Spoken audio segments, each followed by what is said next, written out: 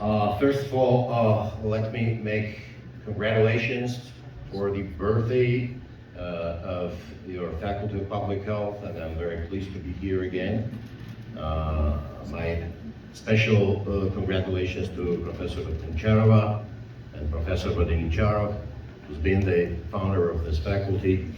I'm having my own links to Bulgaria. For the first time I came to Bulgaria when I was a medical student, just as a tourist, back in 1989. My second time was official, very, very formal. I used to be Georgia's ambassador to your country for a while.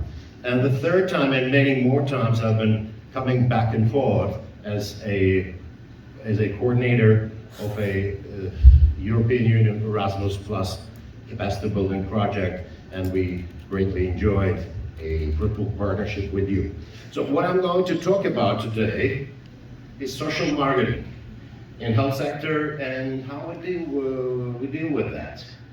Well, the next slide, please. The slide, please. Oh,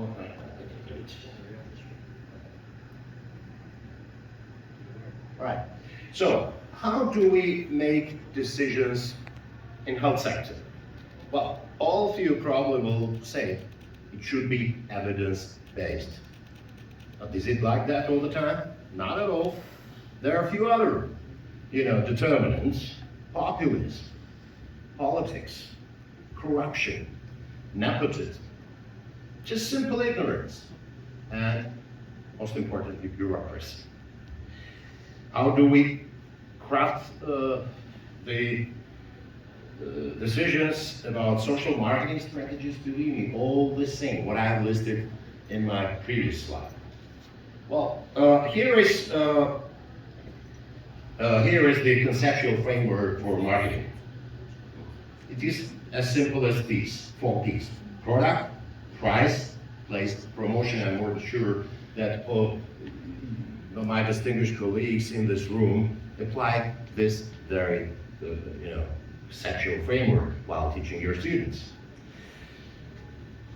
Now, is social marketing any different from commercial marketing? Yes, it is different, but what is the main difference is that commercial marketing targets profit. It's a profit maximizing behavior of private companies, while social marketing targets social good. Okay? Other than that, all mechanisms are the same. What was the purpose of this micro lecture? First, to briefly describe how social marketing works. Also, to concentrate on the methodologies of identifying the degree of success of marketing campaigns, and examine the theoretical underpinnings which social marketing here and there time to time experiences. Here is an interesting example of product place, the price place promotion being applied quite effectively. Some of you, probably those who represent my own generation, might remember this hand soap.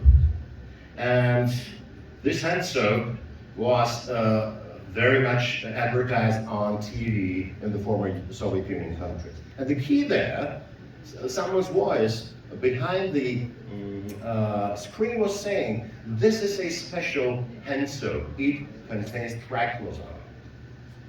But if you check, even if you Google it, then you'll find that the triclosan is an essential element of all kinds of soaps. But it worked, because the product was well described, the price was acceptable, the place, the former Soviet Union, was a not really well prepared or critical audience for it, and promotion was effective as well.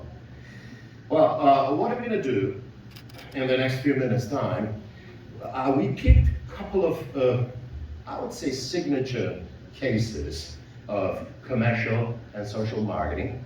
Of course, it's not a systematic study, but still, let's look at them and try to find out what used to be effective, what was not so effective, and what being the serious reasons behind ineffective promotion campaigns.